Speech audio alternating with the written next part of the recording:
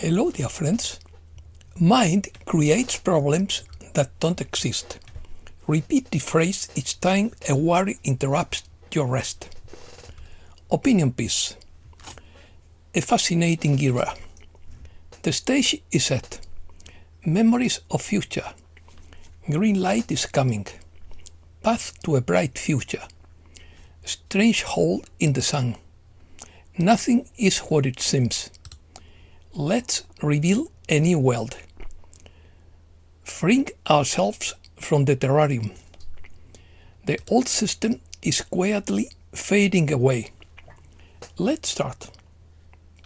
No one can deny that we live in the most fascinating era in history. It never stops. According to Starship Earth, something big, exciting and impactful is about to happen, and the show is about to begin. Axios says the green light is coming. What was previously hidden will now come to light. There is only one fascinating path. Nothing is what it seems. It's not toxic, of course, don't worry. The Galactics want us to remain calm, not to let fear or anxiety over anything we hear, which is probably untrue and comes from the dark side. Not all disseminators are good people, and we must discern. Ismael Perez explains how to do so. There is nothing to fear. We have heard that Signal is a brilliant application that won't fail when all other communications fail, because it's a military program and they'll need it in case of emergency.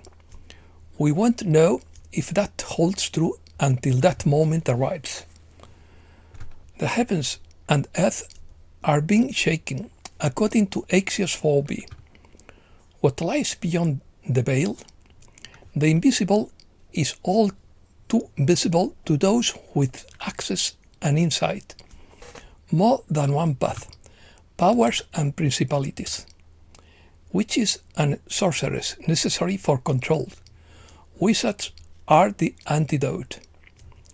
White hats moving silently. Savers of the world. What about the portals that have opened across the globe? What about all those serpents? The evil genius is the driving force behind the cabal and is the downfall of humanity. He manipulates DNA, creates contagions, and indoctrinates states with mind control. The matrix is real. White things. White, rare, strange. A strange hole in the sun. A cannon-shaped hole has opened in the sun's atmosphere, and it is sweeping a stream of solar wind directly toward Earth. Geomagnetic storms are possible when the solar wind arrives today, Wednesday, July 22nd.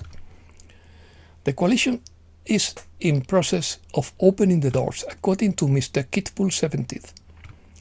That's why we are seeing a sudden increase in interest in the ice wall theory.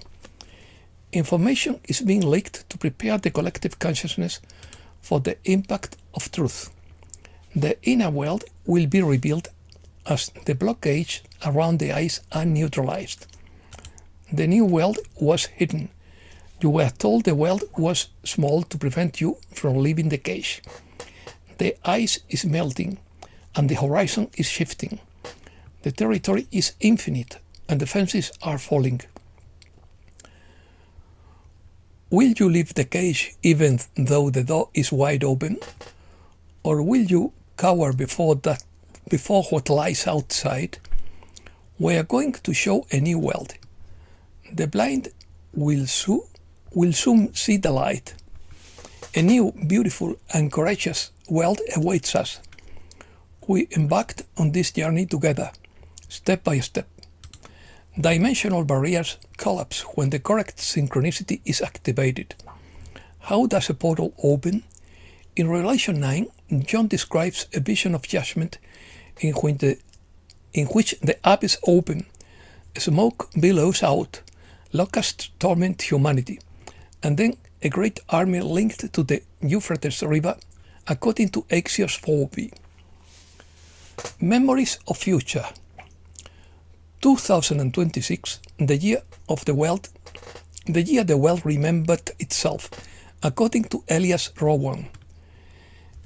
If someone had whispered to me a few years ago that humanity would awaken from centuries of fear as naturally as a child wakes from a pleasant nap, I would have smiled politely and suggested they spend a little less time reading prophecies and a little more time planting tomatoes.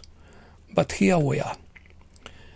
Economists have run out of charts. Politicians have run out of speeches. Television commentators now sound like poets, which proves that miracles are not only possible, but sometimes even fun. The greatest revelation was never the restoration of the currency, nor the exposure of hidden corruption, nor even the astonishing technologies that appear overnight like flowers after spring rain. The greatest revelation was discovering that humanity had never been poor. It had only imagined it to be. Neville Goddard once said that the world reflects the state of consciousness we choose to occupy. If this is true, then civilization is awakening from a long and pleasant slumber of limitations. For generations, human beings labored under invisible patterns. Debt became as common as breaching. Scarcity was taught like arithmetic. Fear was sold wholesale and consumed retail. The machinery of society became very adept at convincing free souls that they were helpless passengers. It turns out that the machinery was never stronger than the imagination that powered it.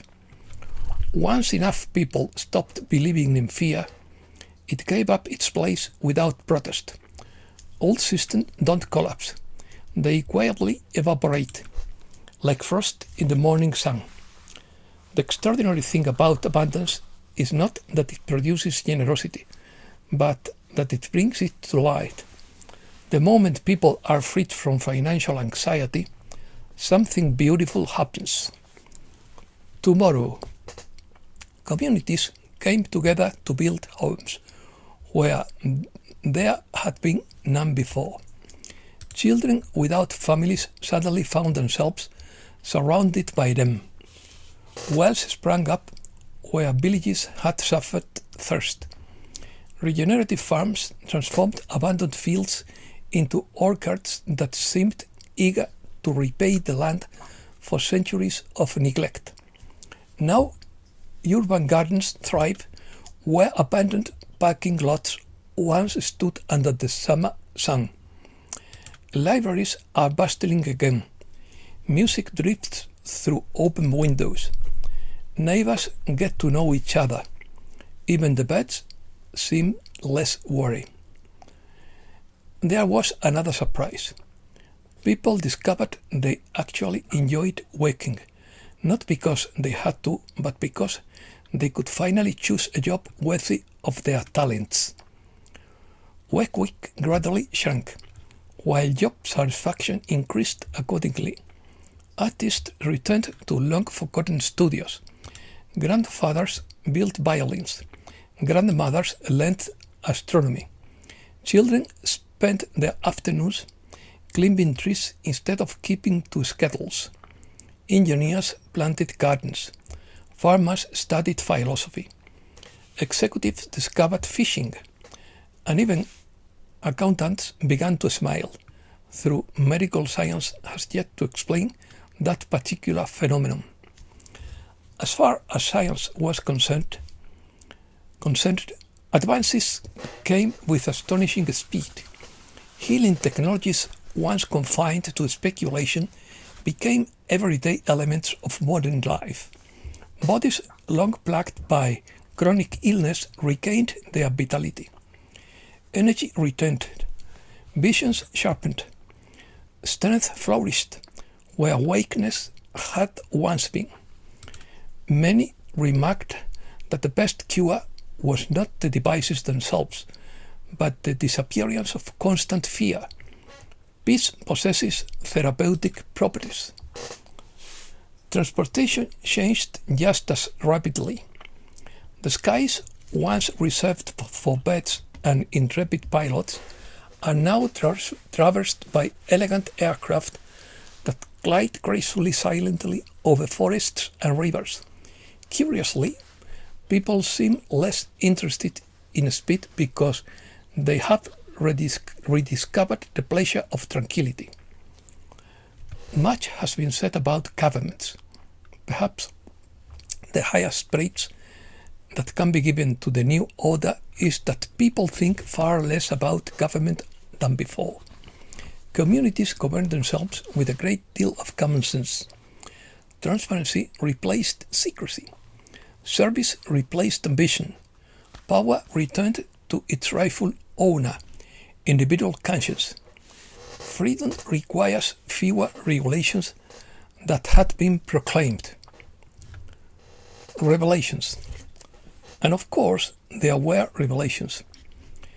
Entire volumes could be written about forgotten histories, hidden inventions, and trust that had patiently awaited humanity's emotional maturity to receive them. But perhaps the most astonishing discovery was not hidden beneath mountains or buried in secret archives. It was written in the stars. Humanity came to understand that Earth had never been an isolated outpost spinning alone in a silent universe. We had always belonged to a much larger family, an immense communion of intelligent life, where each civilization expresses a different facet of the infinite creator's imagination. The most frequent encounters were marked not by fear, but by recognition.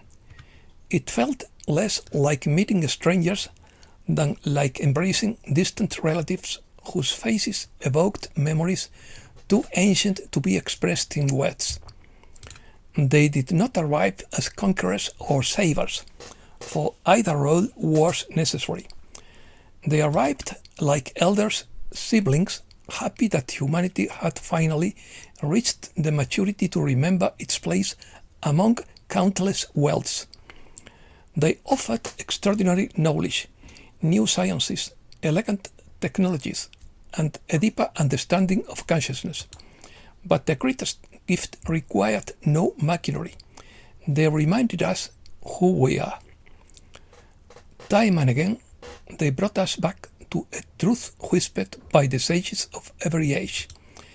They whispered that consciousness is the first cause, that imagination is creative, that love is not merely an emotion, but the organizing principle of the universe, and that each soul is a unique expression of the unique life that explores itself through infinite forms. They smiled whenever we praised their accomplishments, gently insisting that that same creative power resided within us. In quotes, "We have not come to awaken your dependence," they said, "but your memory." As humanity embraced this larger family of creation, the old custom of division quietly dissolved. Nations that had struggled to see each other as neighbors now found themselves members of a cosmic family. Spiritual traditions discovered a new harmony instead of contradiction, each recognizing itself as a different, beautiful dialect spoken in the language of the divine. And once the initial astonishment passed, something curious happened. People forgave, not because the wrong was insignificant, but because it seemed unnecessary to carry the chains of the past in the paradise of tomorrow. Forgiveness proved to be less a matter of the past than a refusal to mortgage the future. Spiritual life flourished naturally. Ashrams, or schools of initiation, welcomed spiritual seekers without rivalry.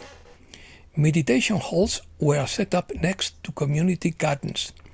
Ancient scriptures found new readers. Scientists and mystics, after centuries of debate, finally discovered they had described the same mountain from opposite sides. Harmony. Perhaps the most moving thing of all is found in ordinary homes.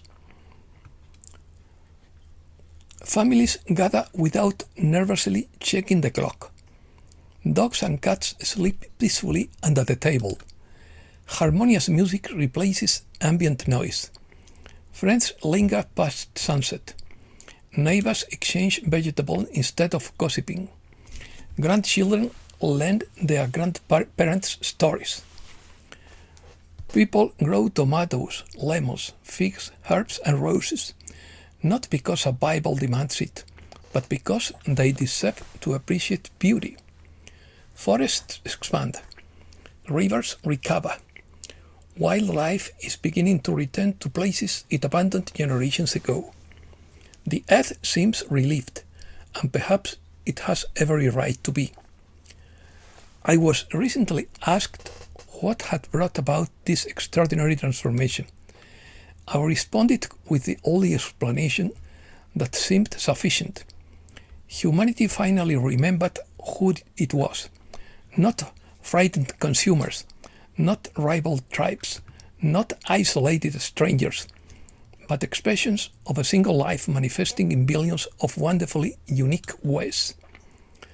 That remembrance transformed the economy because it's transformed consciousness. It's transformed politics because it's transformed character. It's transformed technology because invention sprang from compassion rather than conquest. It's transformed civilization because so many people quietly embraced a different vision of themselves. As a new golden age begins, there is little left to wish for, not because all dreams have been fulfilled, but because humanity has rediscovered the silent secret that makes every dream a reality before it even manifests. Abundance was never wealth. Freedom was never politics. Peace was never the absence of conflict. These were states of being that longed to be acknowledged, and they expressed themselves with the same naturalness with which spring follows winter. Many future generations ask one another, did people truly believe they were separate from one another? Did they truly imagine that fear could reign forever? May the answer always be accompanied by a smile, because the most valuable coin ever recovered was not kept in vaults, but in the human heart. And at last the whole world remember how infinitely rich it had always been. And that's all for today. Thanks a lot, dear friends.